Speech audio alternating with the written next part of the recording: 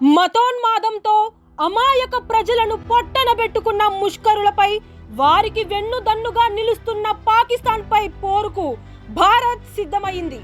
ఏ క్షణమైనా భారత్ పాకిస్తాన్పై దాడి చేసేందుకు ఇండియన్ ఆర్మీ, నేవీ, ఎయిర్ ఫోర్సులను సన్నద్ధం చేసింది. ఈ నెల 22వ తేదీన జమ్మూ కాశ్మీర్ రాష్ట్రంలో పహల్గాంలో జరిగిన దాడిపై యావత్ భారత్ రగిలిపోతోంది. 26 మంది అమాయక ప్రజల ఉసురు తీసిన పాకిస్తాన్ కు ఏ మాత్రం సిగ్గు లేకుండా చైనా మద్దతు ఇవ్వడం ఆ దేశ కుటిల బుద్ధిని బయట పెడుతోంది. పాకిస్తాన్ పై దాడి చేసేందుకు సరైన వ్యూహం కోసం ప్రధానమంత్రి నరేంద్ర మోడీ నేతృత్వంలో రక్షణ మంత్రి రాజ్నాథ్ సింగ్, హోం మంత్రి అమిత్ షా, జాతీయ భద్రతా సలహాదారు అజిత్ దోవల్ సమావేశం నిర్వహిస్తున్నారు.